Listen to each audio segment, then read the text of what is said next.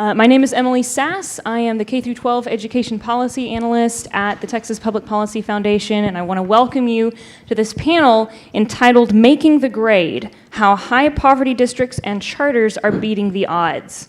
So I'm going to take a few minutes and kind of set the stage for you because beating the odds isn't impressive until you know what the odds are. So I'm just going to give you a few facts to kind of put what our panelists are going to say in context. 1 in 10 American school children are educated here in Texas. Economically disadvantaged students, which are those students who are eligible for free and reduced lunch under the National Free and Reduced Lunch Program, economically disadvantaged students are now the majority of Texas students at 60%. So 6 out of 10 students, again, those are 1 in 10 of every American child, are educated in Texas and are economically disadvantaged. We find that economic disadvantage, poverty, has a lot of correlation to other educational struggles just because the struggles of poverty move from home and family environment into the classroom. There's just no way around that. Texas is now a majority minority state in its public student environment, which means that 70% of Texas public school students, and charter school students, I apologize, are non-white. They are, over half of our students in Texas are Hispanic. 12% of them are African American. We have other percentages of other minorities as well, but what we're saying is we are a majority minority and majority economically disadvantaged state. 1 in 5 of Texas students are English language learners, which means that they're somewhere in the range of limited to no English proficiency. Compared to the rest of the nation, we have one of the highest graduation rates in the country at around 90%. Broken out by major racial demographics, Texas students rank in the top 10 across the country. We've recently slipped a little bit, but we're still up there. However, when taken in aggregate, Texas students rank much lower. We're 46th in 4th grade reading, down from 40th. We're 42nd in 8th grade reading, down from 29th. We're also around 40th in general rankings for our economically disadvantaged students. So what this means is that Texas is doing a much better job of educating our minority students than other states, but we still have a lot of room to grow. Looking at our own data, for 3rd grade reading, approximately 60% of students statewide are not meeting grade level on the STAR test.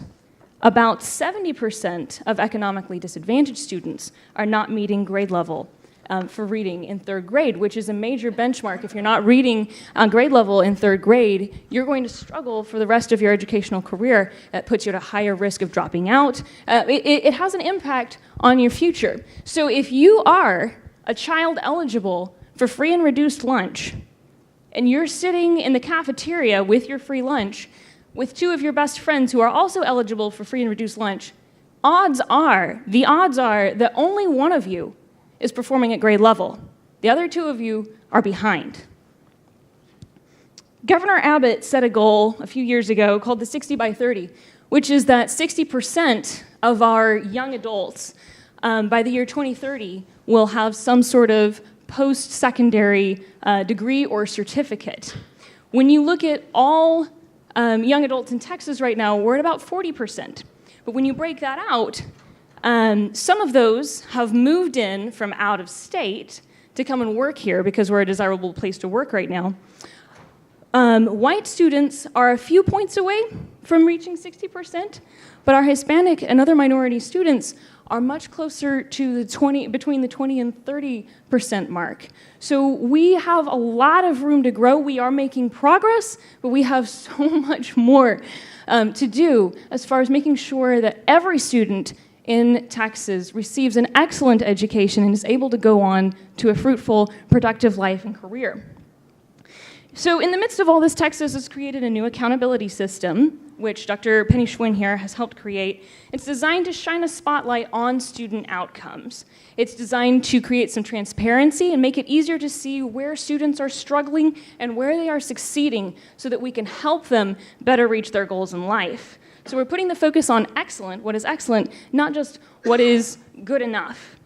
And this system helps highlight districts that are making those gains for students right now in the state of Texas and finding solutions for students who need it most. And representatives of those districts or regions are gathered here today to talk about how they're making differences for students. I want you to think of these folks over here as pioneers in, if you will, the educational equivalent of atomic fission, which is, ever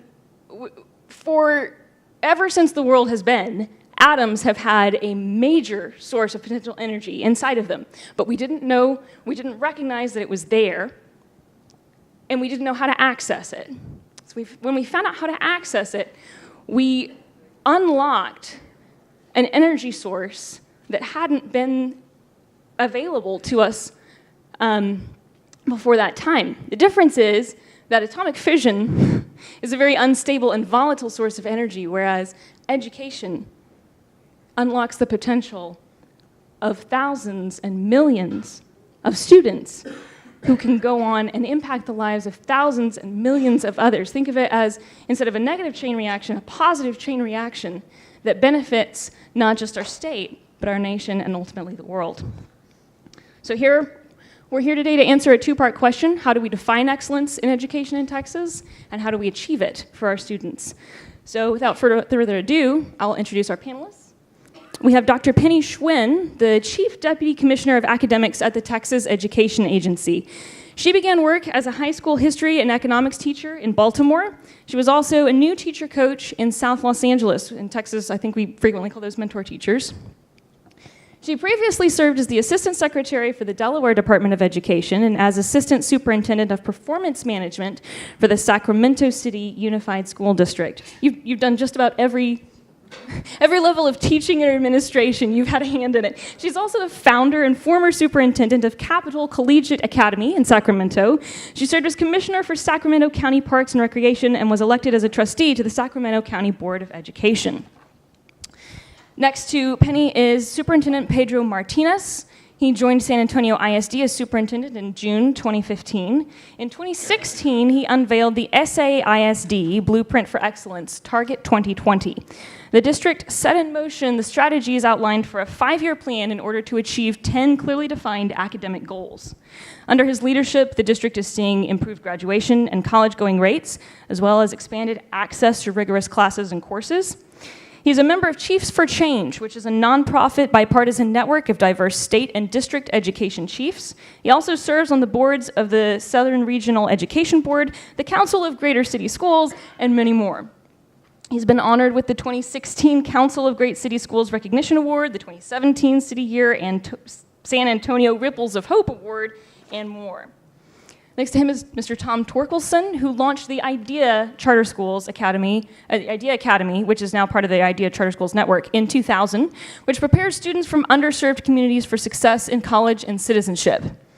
Since 2000, he has led the replication efforts of the original school. There are now more than 45,000 students enrolled in the 79 schools that comprise IDEA Public Schools. IDEA schools are on the Washington Post's latest ranking of America's most challenging high schools. All 7 of IDEA's eligible college preparatory high schools were in the top 200 high schools nationwide and in the top 50 in Texas. They've been widely recognized in a variety of publications, including being featured in 2009 by Time magazine as Wendy Kopp's pick for the 100 most influential global citizens. Thank you for being with us. And then finally, we have Dr. Lucelma Canales, who is now the Senior Associate Vice President for Student Success for the University of Texas, Rio Grande Valley. Previously, she served as the founding executive director for RGV Focus, a groundbreaking, I want to say, collaboration with Educate Texas and as a community college and university administrator for over 25 years. She earned her bachelor's degree in accounting from Pan American University, her master's in business administration from the University of Texas, Pan American, and doctorate of philosophy in human resource development from Texas A&M University. Would you please help me welcome our panelists?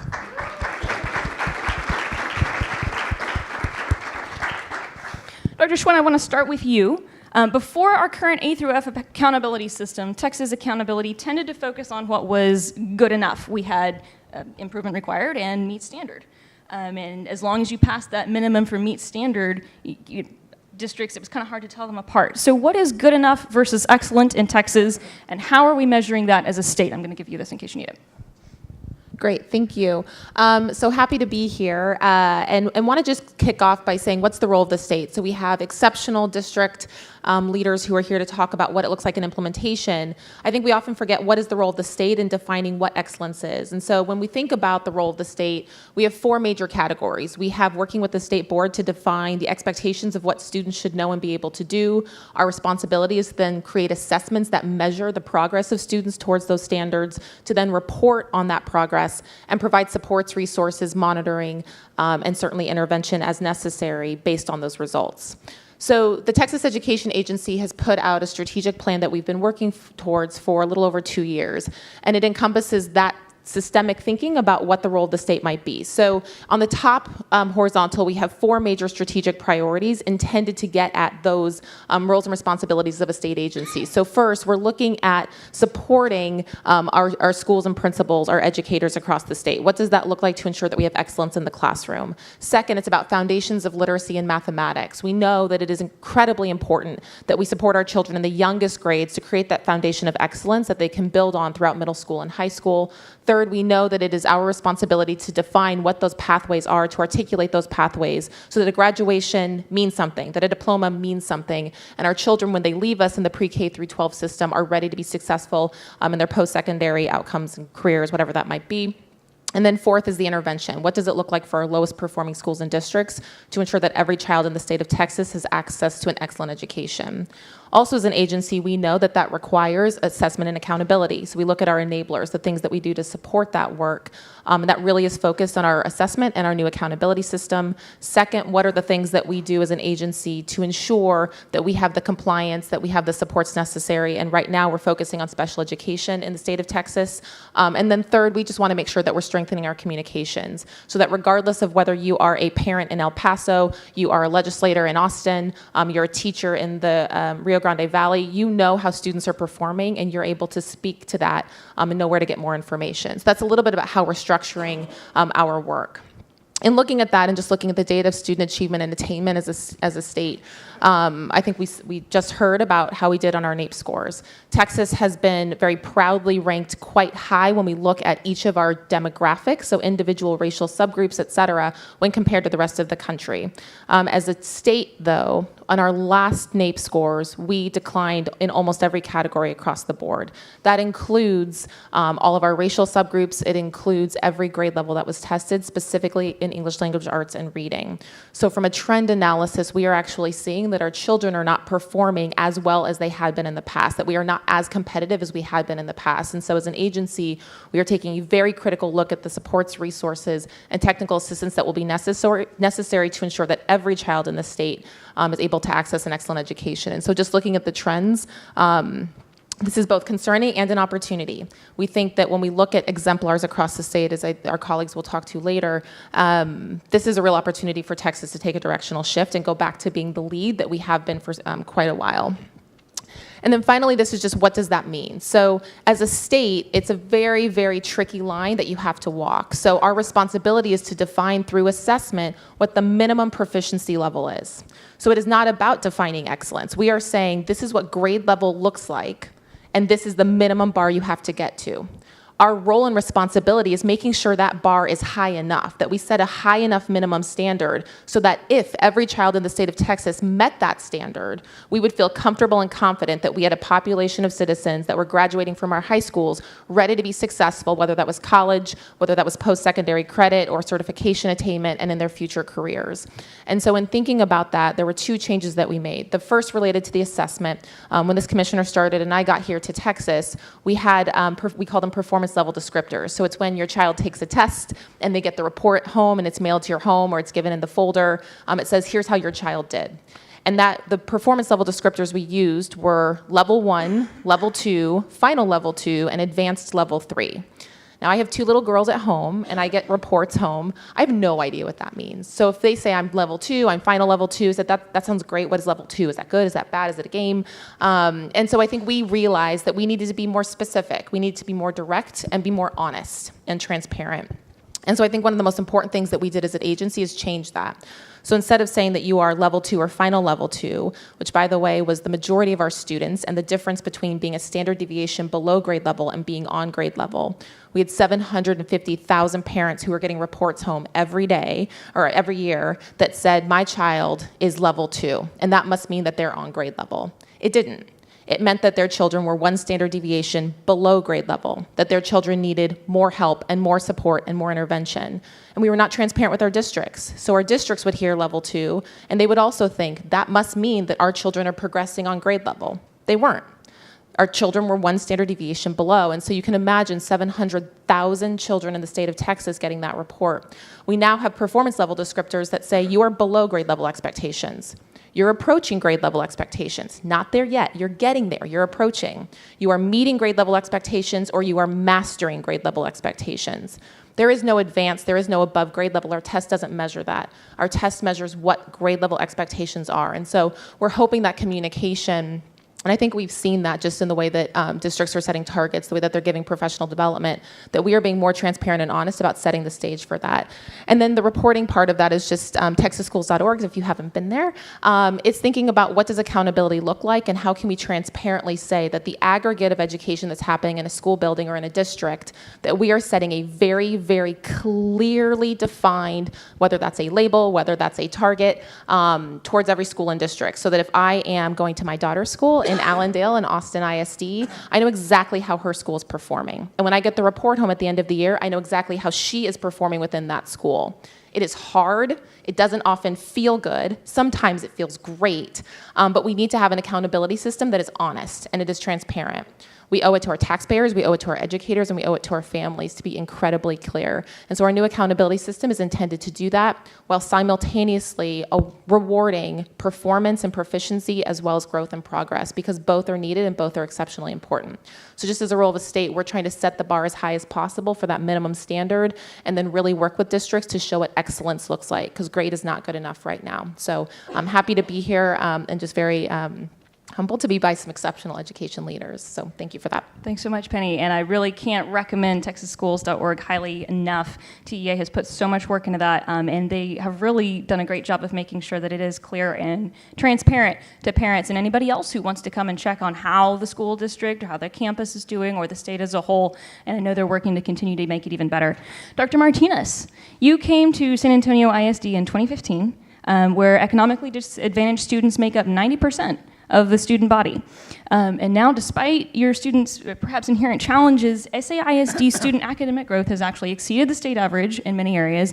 SAT performance is up. You have, I think it was double the number of students attending four-year college institutions now, and the number of students attending improvement required schools has plummeted by 80%. That's amazing. So for the first time, I believe, SAISD schools actually have waiting lists. What happened, and how are you creating a school system designed to support student achievement for economically disadvantaged students? Well, thank you. And you know, we built an amazing team. Seth Rao is in the audience, which I think everybody in this room knows. And you know, he's just a representative of some of my all-stars that we've been able to attract to San Antonio. And what humbles me is what our team sees is this is a movement. It's a movement to really transform a community that over time, over the last 30 to 40 years, through no fault of the families, became the most segregated city in the country based on wealth. And what that means is that there's no city in the country that has a bigger difference when you have families that live in one part of the city versus a different part when it comes to their wealth. And how does that play out? Our district is 90% free and reduced lunch. More importantly, we feel that measure is very outdated because when you look at our families, it doesn't account for the fact that I have 2/3 of the families of the city that have median incomes under $20,000. I have 8,000 families that have a median income of $12,000 that live in public housing. 30,000 of my 50,000 children qualify for Medicaid. You have to be very poor, folks, to qualify for these programs. We're not talking about just poverty. Free and reduced lunch mask that. And so for us, that's really forced us to look at poverty in a very completely different way. And so what we have done now is we have analyzed every one of our schools. We can tell you right now, we have them based on census blocks. Block 4 is my poorest of the poor. 20,000 median income or less. Single-family households. By the way, 50% of my families are single-parent households.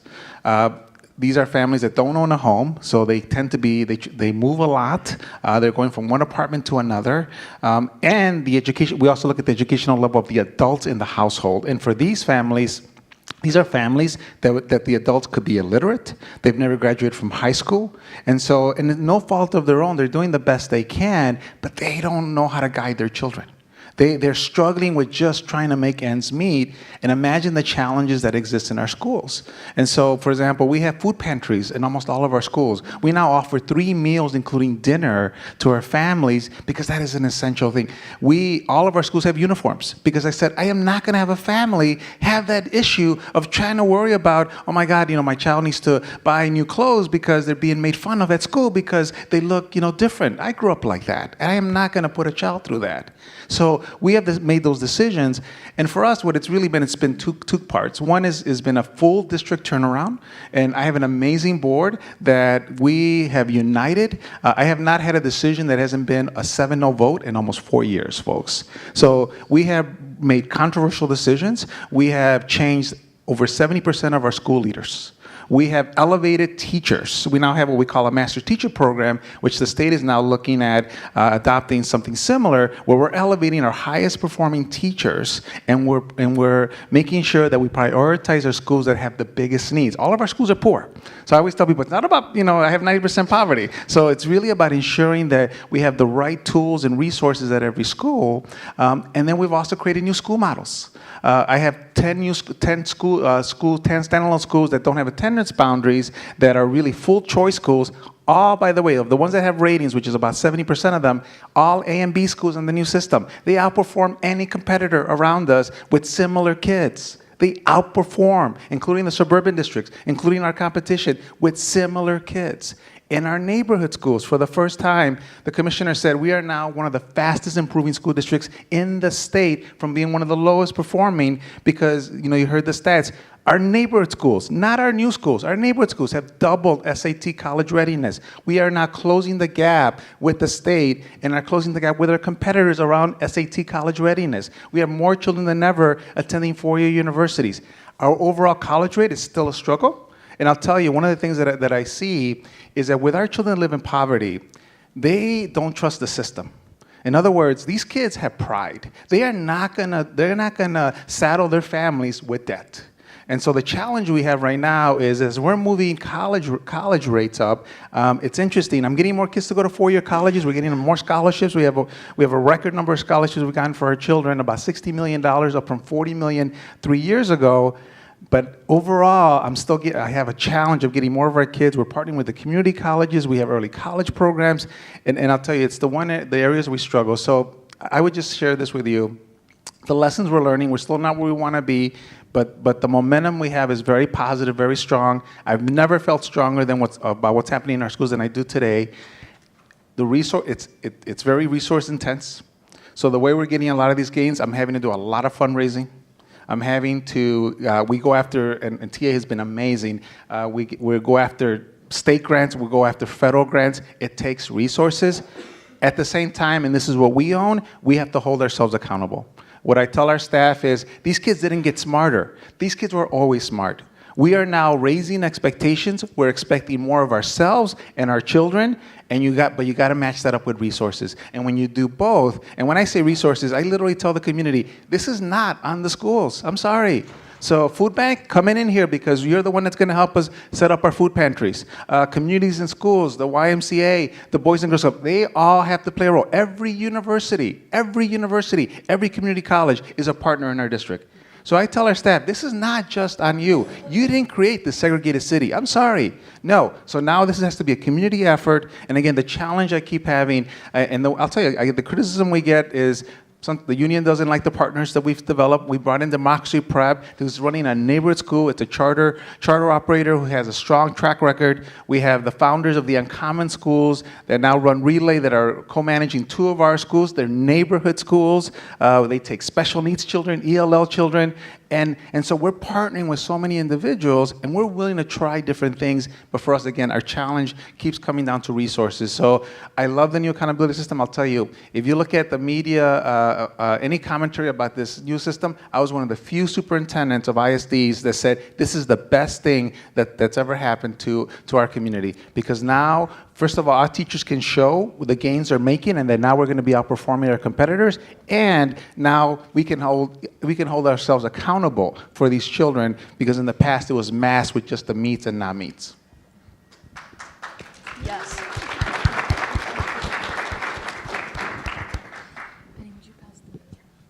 Tom.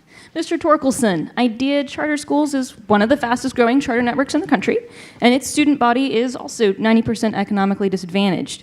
Last year, IDEA, under the new accountability system, earned an A in school progress, indicating exceptional student achievement compared to districts with similar student bodies. And 100% of IDEA's graduating high school seniors have been accepted to college. So what do you believe are the keys to IDEA's academic success, and how are you able to replicate that model so quickly? Well, first of all, if we can just get a Pedro and a school board like San Antonio at every single major urban district, we could really turn around the state of Texas in just a couple of years, and I mean that. I just can't, this really is a good news, bad news story. I mean, the statistics that Penny went over and that Emily went over are very sobering. But if you look at the bright spots, like a San Antonio ISD, like other high-performing districts and charter networks, we have the answers here within the state of Texas. And we do have an opportunity with the new school finance reform, which I think has gotten attention like it never has before, to really nudge and maybe even aggressively push a lot more districts into the San Antonio ISD direction. I got into education. I was an economics major at Georgetown University, and on a whim joined Teach for America. And I was thrust into a 4th grade classroom in our nation's border.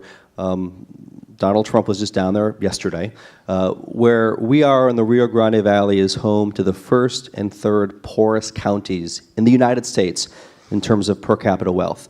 And I walked into my 4th grade classroom, and I was shocked that, one, as a matter of law, we make children and parents come to our government schools, and if they don't, we haul them in front of a truancy judge. And when I walked into my 4th grade classroom, I had students who were born in the United States of America who had only been to government-run public schools here in Texas who could not speak, read, or write a lick of English. I thought, why are we condemning our citizens as a matter of policy to come to schools that statistically, the longer they stay in those schools, the less likely that they are to be economically successful, and the less likely they are to get a college degree? I said, this is nuts. So thankfully, because of President, but then Governor George W. Bush, the charter legislation was created. And when you said, by the way, that there's great things happening at public schools, and you kind of corrected yourself and said charter schools, you didn't need to correct yourself, because charter schools are public schools. We're funded 100%. We've got all of, by public dollars, all of the rules and regulations that apply to districts essentially apply to charters, the same regulatory framework, all of that. I said, I think I could do a better job than the people who were running the district I was in. And I made a very simple bargain with parents. I said, if you stick with us, we will stick with you. I promise I will get your son, I will get your daughter into a 4-year college or university. And 2007 was our first graduating class, and as Emily said, every kid applied to college, they all got into college, and they all stepped foot on a college campus for the first day of their freshman year. And over the last 13 years, that's been replicated every single year except for one, when we had 3 students out of nearly 700 who did not step foot on a college campus. And we're not doing this, by the way, with affluent, upper middle income. I mean, we are doing this with students who, if you listen to the demographers and you hear the experts, they will say that they have these unovercomable obstacles of poverty. Well, when the adults in the system get it right, our young people, regardless of their parents' education level, regardless of their parents' income level, our young people can succeed when we do right by them. So what do we do at IDEA Public Schools? Well, We make sure that every single student knows from the day they come, and every parent knows, that we are a college prep environment. And if you're 3 years behind, if you're 4 years behind, if you're 5 years behind, that's okay. It just means that you and your teachers are going to have to work a little bit harder. And I just want to, throw some data in here. Stanford University, not a bad institution, did a study on charter schools across the U.S., and then they identified charter by charter across America, and they tried to quantify how much extra learning, how much smarter did a kid get by going to a charter school versus being left behind in their regularly zoned school. And according to Stanford, at IDEA, it ends up being about 80 additional days of learning per year. There's 13 years in a K-12 career, but let me just round it. I'm not great at math. Just think about 80 days times 10 years. That's 800 days of additional learning. That essentially is 5.5 grade levels. That's the difference of graduating high school as a senior with a 7.5 grade education versus graduating as a senior ready for college level work the first day of your freshman year on any campus here in Texas or across the United States. I also just want to, low-income students. The percentage of students not getting a level 1 or a level 2, but the very highest bar that TEA, the second highest bar that TEA has set, this is the on-grade level bar. Our students, we rank number 4 in the state. 52% of our students are meeting that on-grade level bar, low-income students. Those students actually are outperforming their non-low-income peers. And the other, Sharyland, Los Fresnos, those districts are in the Rio Grande Valley. There is no better place in the United States of America to be born poor than in the RGV. You have a 4-time higher graduation rate than low-income students right here in Travis County. And again, it's just because there is a focus on success and achievement that goes beyond test scores, where the schools really do match the aspirations of the students and the parents who send their kids to our schools every day. And we're doing this in the context of having had 150 students in the year 2000 and having 45,000 students today. We'll have 60,000 students next year, and we'll have 100,000 students by 2022 if we can continue to hit all of the benchmarks that we've been able to set. So I really want us, as we are thinking about the challenges that face Texas, to just really keep in mind that there is nothing wrong with Texas young people that can't be fixed by what is right with our best educators in the state of Texas. And please, please, please, to those of you who are staffers, to those of you who are able to just really influence legislators, I do think that we've got a moonshot moment with school finance reform. And we need to make sure that every dollar we invest is supporting policies like Pedro Martinez has done at San Antonio ISD, where it's not just more money, but it's more funding directed at making sure that we're getting the best, most talented people in classrooms, and that every single day we have created an environment where if you're an okay teacher, we'll send you to Highland Park. If you're a great teacher, we're going to send you to the most distressed neighborhoods and the most distressed communities, because for those children, the only shot they have at the American dream is a life-changing educator, and average simply will not put them on the right path.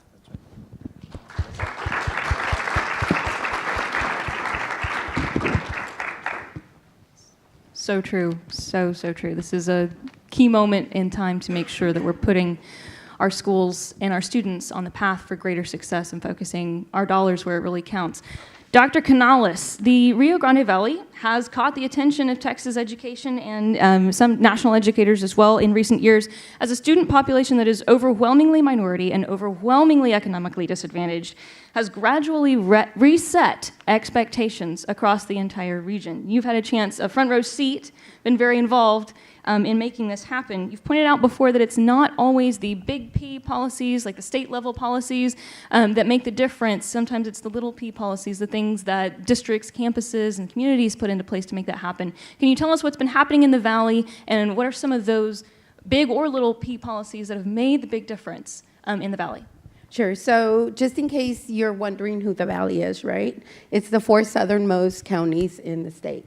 And we're really proud of them. I actually was born and raised, and when I say born, I mean born because my dad delivered me, in Starr County. And in, a little town called La Grulla, Texas, population 1,300, where 75% of the families would shut down to head north as migrant farm workers. So I grew up as a migrant farm worker. I went to as many as 4 schools a year in the state of Washington, Oregon. I don't look it, but I am a baby boomer. So I grew up during the civil rights movement and during the integration of schools. So I am the lived experience of our kids.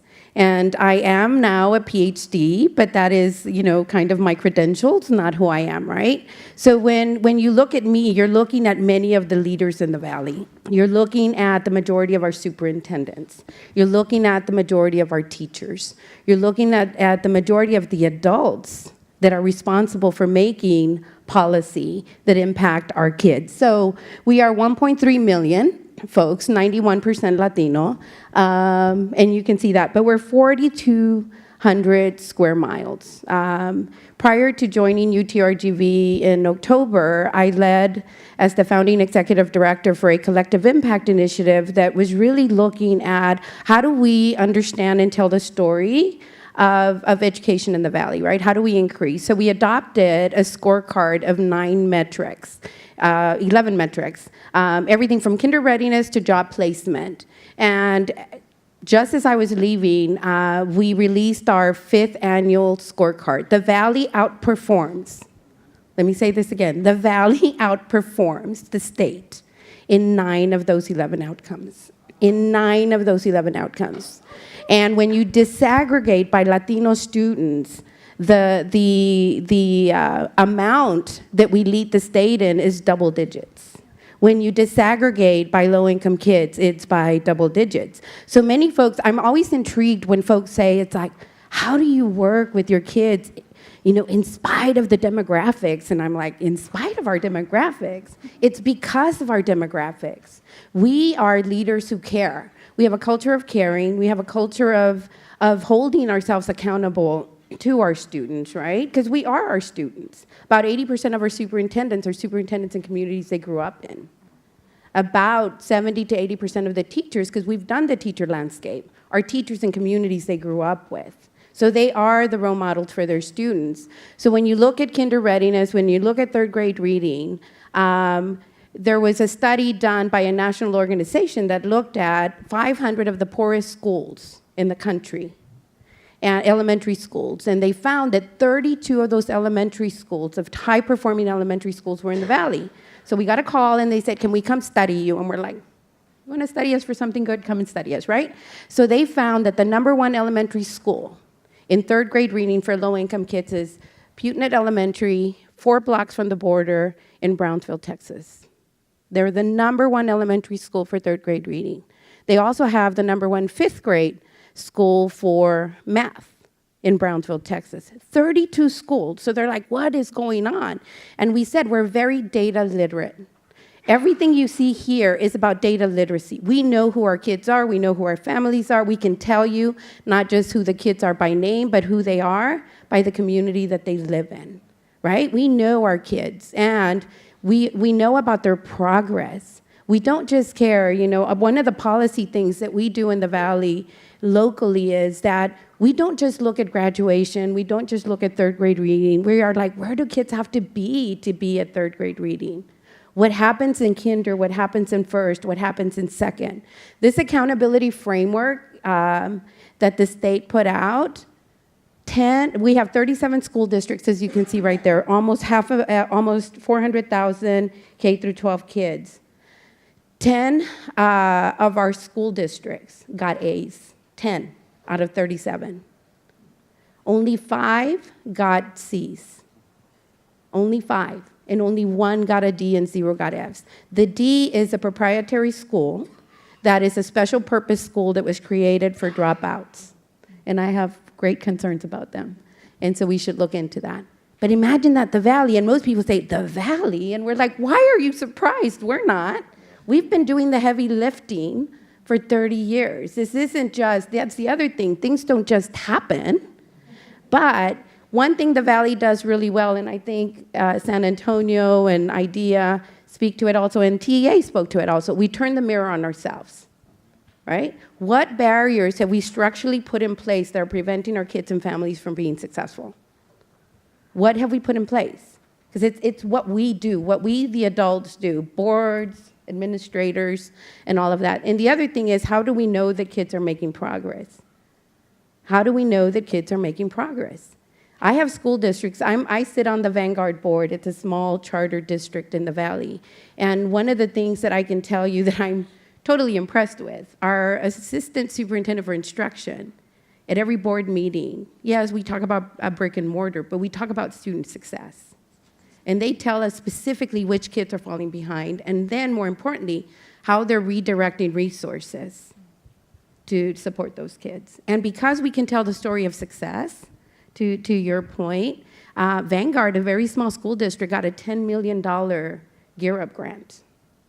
$10 million for a small district is huge. But we can tell the story of not only where our kids are progressing, but how we're going to close the gap for them. And so I do think it takes partnerships. The Valley is known not for MOUs and for photo ops, but for authentic partnerships, where we're rolling up our sleeves and we're telling each other stories. And when I was leading the collective impact work, I would tell my superintendents and my presidents, leave your egos and your titles at the door. When we are at the table, we are problem solving, right? Because it is about partners, and parents and students have to be equal partners in the journey. Because if we think that we know what families are going through, I tell everyone, I haven't been poor and hungry for 40 years, right? And the barriers that our families are facing today are unlike barriers that we were facing. The turbulence that our families are facing today are very, very unique. And we can't we can't pinpoint them to. These are the 5 issues families are struggling with. And so I would say the little p issues are the things that we can control. We always look north to Austin and we say, okay, Austin, what are you going to throw at us now? And then we say, let's very quietly figure out how to put our own policies in place that won't interfere with the progress that we're making. And so, and part of it is having TEA and the coordinating board, and we forget the Workforce Commission, the tri-agencies as equal partners.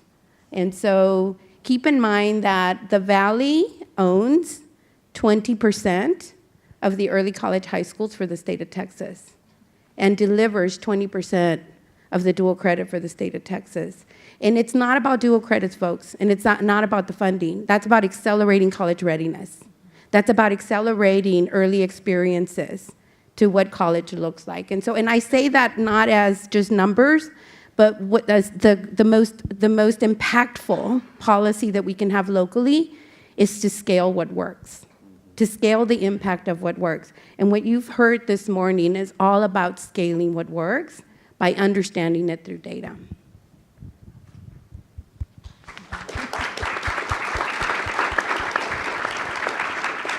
Okay, let's ask a few questions. I want to ask you, the panel, a few questions, and then we'll move to audience questions in a few minutes. For the whole panel, if you could just quickly give me your top thoughts. Ultimately, how do you measure student success? What does that look like? What do you look to? Income 6 months after graduating college, followed by, or college completion rates, followed by percentage of kids who are entering their freshman year without need for remediation. Somewhere on the list, Penny, we do look at those STAR scores for the state annual tests. But, obviously, we can't have a kindergarten and say, well, we're going to wait 20 years and see how successful he or she is. And as a result, we had 2,432 kindergarten students last year. Every single one left kindergarten reading in English. And you don't get that unless you measure it, unless you focus, unless you get a real specific strategy around how to get there. So for us, because you've seen the state data of the low-level college readiness, which is under 20%, for children it's even under 10%, the question we ask ourselves is how do we prepare our children so that when they get to high school, being exposed to dual credit, whether it's an early college program or a dual credit CTE course, an advanced placement class, an IB class, and that they'll be successful. So we have now raised our last graduating class of 2018, over 42% of our students were exposed to that kind of advanced programming. And then for us, and I tell this to the families, then it's your choice. That way, then, if you decide to go to the community college, if you decide to go, we got a child into Princeton last year, we got a child, we got a record number at UT Austin and College Station. I said, that's your choice. If that's where you want to go, depending on where you start. But even, I'll tell you, when we talk to employers, they say, the same skills you're looking for, that college is looking for, we're looking for the same exact skills. College and career readiness are now combined. They're both the same.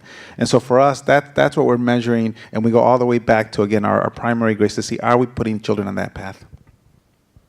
I would just add, I mean, obviously what the state's going to measure is certainly what's defined in statute and certainly what you'll see in our accountability system, which includes our STAR scores. It includes things like college and career readiness indicators, whether that is ACT, SAT, TSIA, whether it is participation or dual credit attainment, our certification lists, et cetera. The other thing that you're going to see from the agency and that's coming out is that we've recognized that there's an issue. We can't just say that we're pre-K through 12. When I have my kiddos and I think about my Sean, who is in pre-K, and he graduates from high school, what happens after that? Do I say it was nice knowing you for 13 years, hope it works out? No, that doesn't work, right? I look at what happens to Sean his first year out of high school, his second. He's now significantly older and out of college. But I think what we've seen as an issue is that our children graduate from high school, and then as a system, what is the responsibility of translating our responsibility to those children after they leave us? What does that partnership look like with workforce, with our higher education community? So the agency will be putting out a post-secondary outcomes report, and that looks at the trajectory of our children for the first year, the first 2 years, all the way through the first 6 years after graduation. That will be publicly posted and provided to every single district to be able to say we have a collective responsibility to all of our Seans, all of our Oscars, all of our Alishanis about what happens when they leave us. And so I think the data component of how we think about outcomes is that this is what we measure to determine how well we did in pre-K through 12 education, and we need to hold ourselves responsible and accountable to our children once they leave us. So I think that's part of the responsibility in partnering with our districts and schools. So you have, I'm sorry, Lucille. You know, what I was going to say, in the Valley, I think Tom alluded to it. One of the things that we've been tracking for the last 20 years is the pathway to the middle class, right? So how many of our families are getting out of poverty? And so we have a really strong commitment to that. But it's really important for us to look at those leading indicators. So not only do we look at everything that you've already described, but we're looking at, you know, what percentage of kids accumulate 15, 30, 60, 90 credits within certain years. So the level of deep dive that we have to do now in tracking progress is really important. Like, we already know that kids have to get 80% of their first semester in college, they have to get an A, B, or C in 80% of those courses. And that is a greater predictor of college completion than anything else, right? So we are having to become more nuanced, more sophisticated in understanding what student success is besides graduation rates. So we have a lot of factors that go into students' education. They start out in pre-K, then they go to elementary school. They can move from different districts, one to another. They often go on to higher education. Who has responsibility for making sure that the student success happens? So we, you know, and I think you're hearing that, you know, it has to be a collective effort. Data at the higher level is a real issue, especially nationally, not just in Texas. I mean, higher ed, for some reason, is very paranoid and very defensive about sharing data, and that is a policy issue, by the way, not just in Texas. It is nationwide. We struggle with getting information, high-quality information. Most of the best efforts are all regionalized, where those leaders came together on their own. And for us, what we do now is we, similar to my cousin, we track our students now after they leave us. And so I think that's also another important component that, you know, I tell my colleagues, your job isn't done when they finish high school. You need to ensure that their children have the best opportunities. Again, they'll make their choices, whether they go to college, whether they join the workforce, but your job is to make sure that you prepare them, and the only way you're going to know is if you track them beyond when they leave your buildings. Let me just sort of go one level deeper. I mean, this is not rocket science. This is good old-fashioned, high-quality management. The co-founder of IDEA, Joanne Gama, she and I split our schools every year. We got 80 schools. I visit 40. She visits 40 in the month of October. We walk onto a campus, the principal and his or her leadership team of assistant principals, they have their entire teaching force ranked from highest performance to lowest performance. That top 10%, special bucket, special category, big bonuses, well, they're not big enough, but cash-based bonuses get paid out to those individuals every year. That bottom 20%, they go in the up or out bucket. I'm on to the next campus. A month later, our senior VP of HR calls the principal back and says, all right, let's go through these bottom 20%. What's the data? Have they improved? Have they moved? Are you keeping them after Christmas vacation? Why or why not? And by the way, as we're opening up 18 schools this year and 18 schools next year and 26 the following, we just go to that list of top 10% of teachers and figure out, okay, you're going to help us launch our El Paso school. You're doing our second school in Austin. You're doing our one in San Antonio. So just talent management is way more important in education than probably any other sector. And it's not sexy. You know, you can't wrap your mind around it really easily, but superintendents like Pedro Martinez, who get the best results, are totally fanatical about cultivating and pruning the quality of talent that we have, and just sending the message that only the very, very best people deserve to be in front of our students.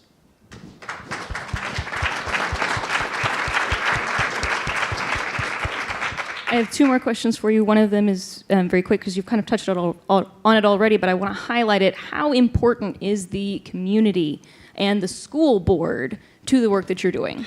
So, you know, for me, having an elected school board, and frankly, when I started, I mean, I had trustees that had different perspectives on the direction we were going, what their views were of the schools. There's nothing more important than having a united vision with that community. And I feel very blessed that not only have I built a great team, but the community was ready for the changes.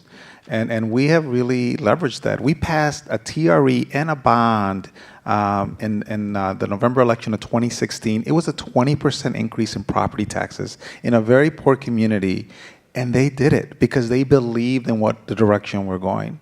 And so I just believe that you cannot do anything without the community. And then at the same time, we tell the community, we can't do this alone. There's just not enough resources. There's not enough talent. I mean, it takes all of us collectively to do it together. And I think that's critical. And frankly, I think for my colleagues who try to do it on their own, they always have very limited success. I mean, eventually you hit a brick wall. And especially now, and I applaud the commissioner and Penny and TA, we're raising expectations statewide. It's the right thing. So I think it's a great time to invest. It's a great time to add the resources because now you have the accountability factor. I would have told you, if you don't have that accountability factor, frankly, you can spend a lot of money, you're not going to get the outcomes. Because I think that's been tried before. I mean, look where we're at today. Well, let's, if I can add to that, you know, and then I'm sorry to interrupt here, but like, let's not forget that accountability and testing, that's not a reform. That's just the measurement that we need to know whether or not the reforms are working. That's just transparency. I mean, that's all it is. I mean, hopefully, you know, the legislature puts some things into effect with this new, you know, reform thing, and we got this great state accountability so we can figure out what's working, what's not working, what do we got to sunset, what do we got to invest more in.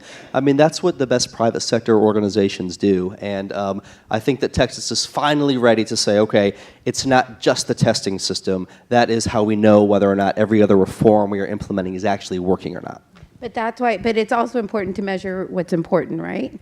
And one of the most important things I think in the new accountability system is that it also measures growth. Yes. Right? Because before that, things were lost, right? So a student could be growing and a teacher, one of our most excellent teachers, could be moving the needle 50% when somebody else is just stagnant. And so growth is so important, and I think that's part of this new accountability framework. The domains are more comprehensive, and it allows us to really target resources and interventions where they're needed. Especially if you're going to ask your best teachers to work with your lowest performing students. I mean, there's got to be an incentive for that. I mean, and it can't just be an absolute bar. Well, yeah, maybe you had a very low passing rate, but holy cow, those students grew 2 and 3 grade levels in 1 year, and we need to applaud that and recognize that and actually encourage teachers to take on much more risky, challenging caseloads. The only thing I want to add to that is that I think we spend a lot of time, especially when we look at Big P policy, about saying, great, check mark, we passed it, we can move on. It is just as hard to hold the line. So whether you are in a state office, whether you are in a classroom, I can think about a number of children where we say we want to have high expectations. And you go into a start of a year and you look at all of the faces in front of you, the 30 kindergarten students, the 40 to 50 high school students in your classroom, and you say, I'm going to hold a line of expectations. I believe that every single one of these children can be successful. And then a month goes by, 2 months goes by, and you start to see expectations decline. That happens in policy. It happens all the way down in the classroom. And every single one of our 5.3 million plus children in the state of Texas deserve us as policymakers, as well as us teachers in the classroom, our principals, our superintendents, to hold the line all year, every year, year after year. And so I just don't want to underscore the importance of what's worked in, especially in the Valley, what's working in San Antonio is we have leadership that's willing to do that, to make the hard decision, to not just set a bar high, but to hold it day after day. And that is incredibly hard to do. And if you look at any face in your classroom, I challenge anyone to say that any one of our children is not worth it. So I think that's something to really applaud from this group because they're doing that hard work. My last question for you, and then we'll go to audience questions. What's next? We're raising bars, we're bringing up the baseline. What is the next goal for you that you wake up in the morning excited to tackle and make happen for your students? So for us in San Antonio, and we're getting a lot of, even nationally, people that are looking at the work we're doing. I think for us, we want to, first of all, redefine what the outcomes look like for our children, because again, as I look at the entire state, as I look at the nation, our nation as a whole does not do well by poor children. And these are poor children that live in urban districts, that live in rural areas. Our nation does not do well. Texas, which just happens to have, is the second largest state and has one of the largest high poverty populations, just reflects that. And so for us, what we're excited is to partner with TA, to partner with the state, to partner with the legislature and the governor's office, and to look at how do we take these best practices that we're seeing at IDEA, that we're seeing in the Valley, that we're implementing in San Antonio and a lot of my other colleagues, and bring them to scale. And for me, what that takes is redefining how we look at poverty, again, whether it's the way we're doing it or other ways, targeting resources in those areas to ensure incentivizing those resources. As Tom said, I'm very proud of the fact that I have a very dedicated group of teachers that when I've asked them to take on these challenges with these very children that are two or three grade levels below, and they're knocking it out of the ballpark with growth, but they'll tell you they're working 10, 12 hours a day. And we're able to, through our program, we're compensating them more, but it's their heart. And so being able to keep those systems in place, and now at the state level, that we're thinking about something like that statewide, huge. Making more investments in pre-K to 3, significant, so that we're not playing catch up. And so for us, those are all big policy decisions that I feel we're at a great place right now in our state with this amazing economy that's in our state to be able to invest more resources.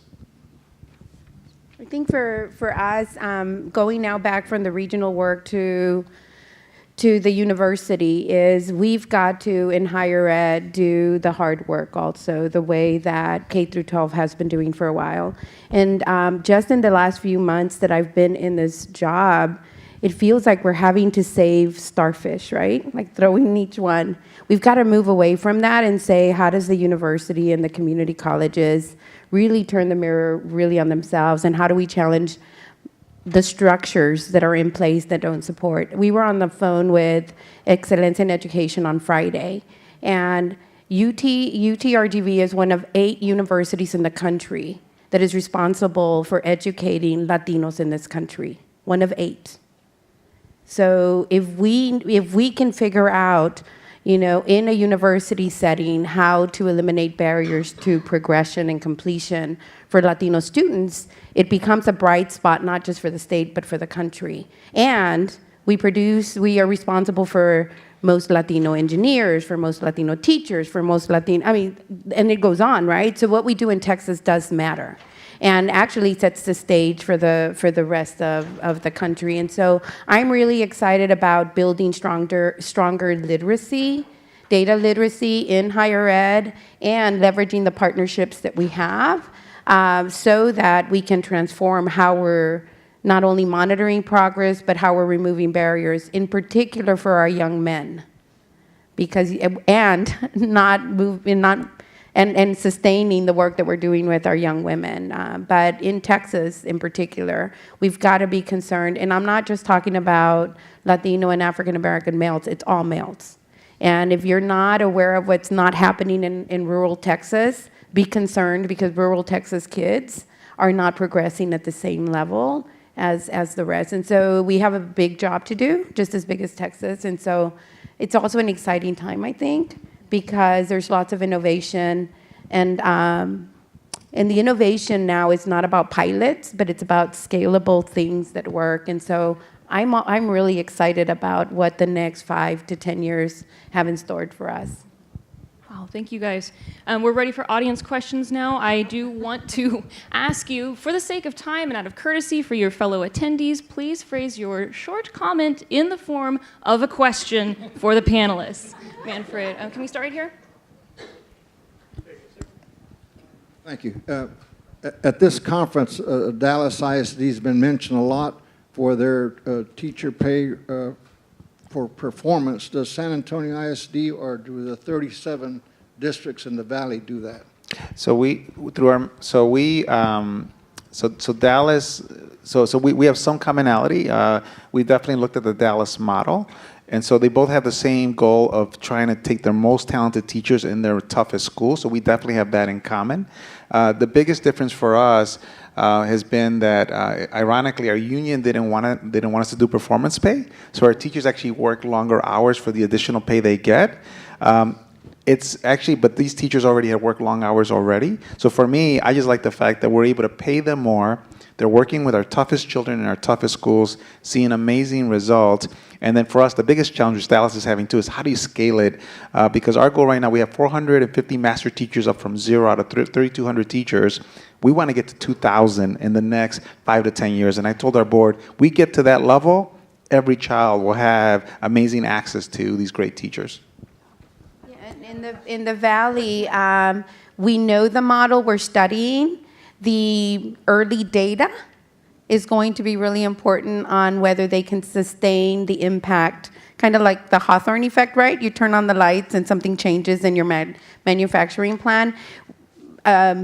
Pay has not traditionally been the incentive that sustains long term. So we are studying that. That being said, just like San Antonio, the Valley is looking at its teacher landscape, and we are finding out what's helping us retain teachers. Because when you look at the Valley, we have the highest retention rate of teachers in the state.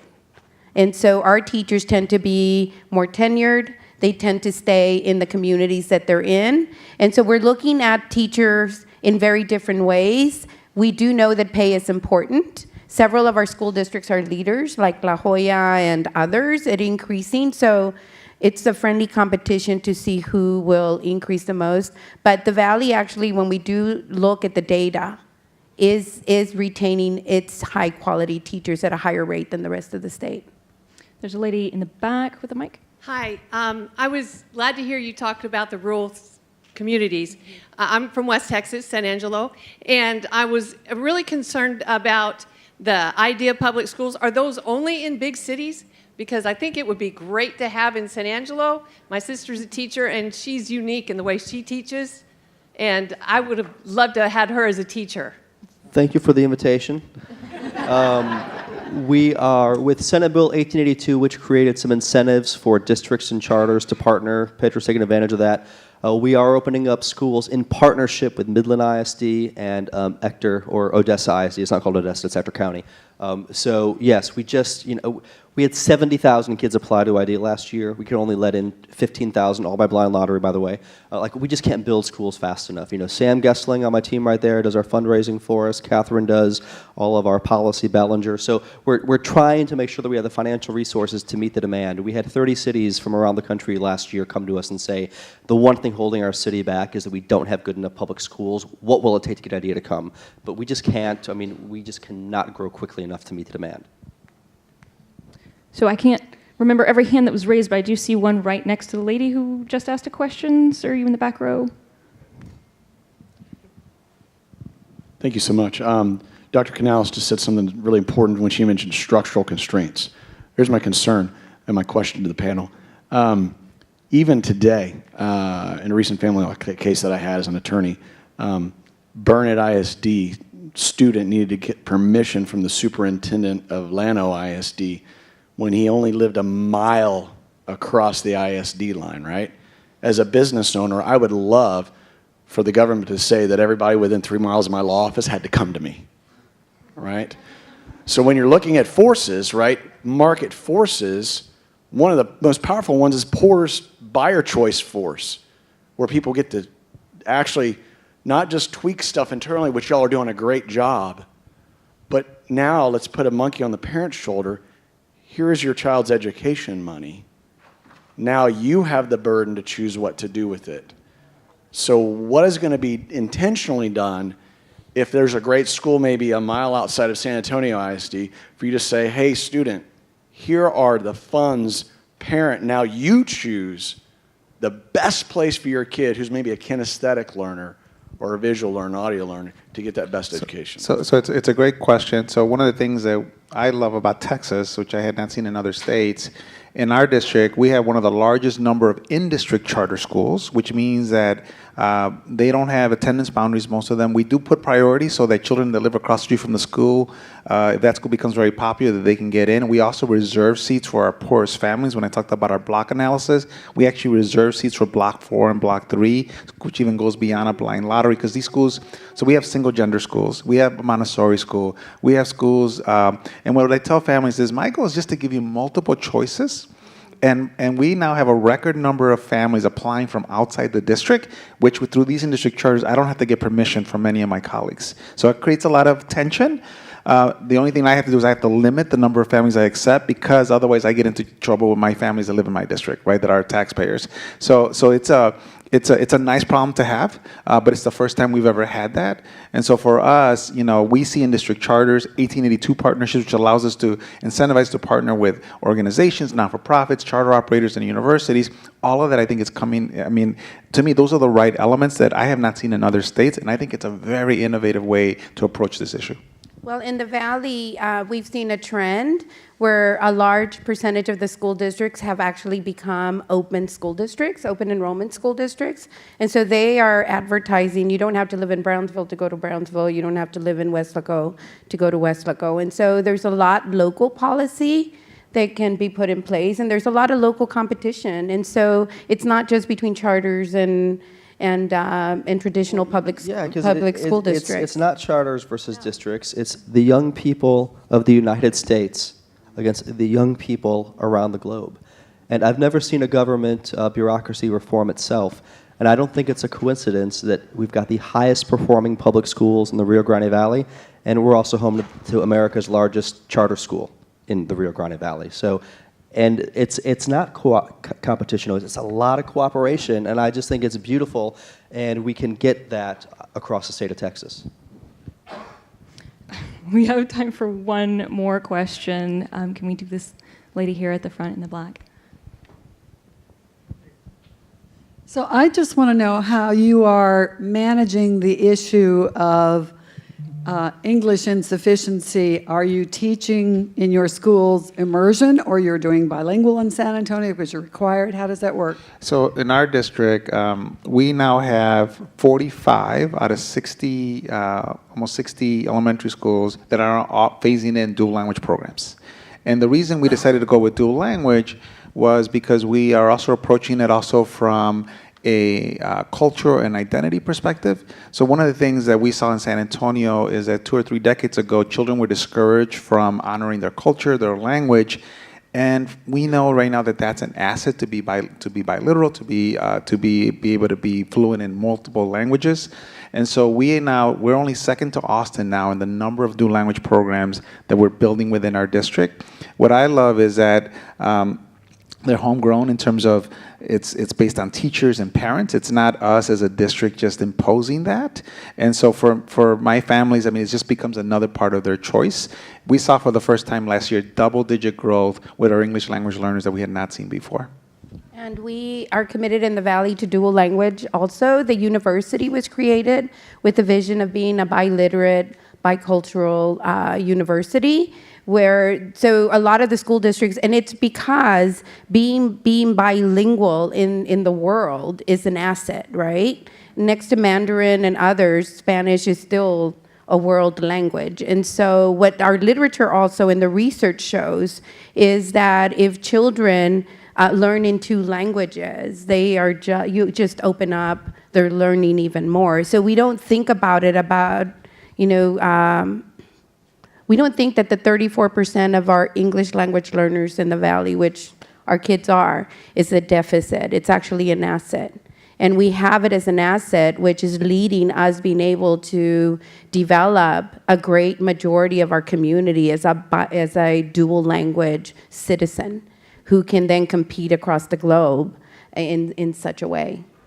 And then I think finally as the state, what we're trying to look at is we have a list of programs. So we can say here are recommended programs, whether it's dual language, whether it's a pull-out classroom, whether it's ESL, et cetera. But what we've actually found is that we can say check off programs. If those aren't executed with fidelity, if we aren't actually making sure that we're tracking all the data that goes into that, then it's a waste of taxpayer dollars. And so we're trying to create what are fidelity of execution, fidelity of implementation rubrics. What does it look like to implement those programs at a high quality? How can we measure that? How can we then identify the programs that are doing that and incentivize, reward, grant out to those programs so that when we get all these taxpayer dollars, we're actually using them in a way that's going to benefit children towards outcomes. So that's something we're looking at specifically. Yeah. Thank you all. I wish we had time for more questions, but I'm already pushing the time out. I've gotten the time sign. And when we look at education, especially for our children in Texas who may not have the greatest circumstantial advantages, I'm reminded of a few lines from a poem by William Butler Yeats, where he says, "But I, being poor, have only my dreams. I have spread my dreams under your feet. Tread softly because you tread on my dreams." And I want to thank you guys for the good work that you are doing, the ongoing good work to make sure that Texas students' dreams aren't neglected, don't fade, but grow and flourish and become their guiding stars. So please join me in thanking our panelists.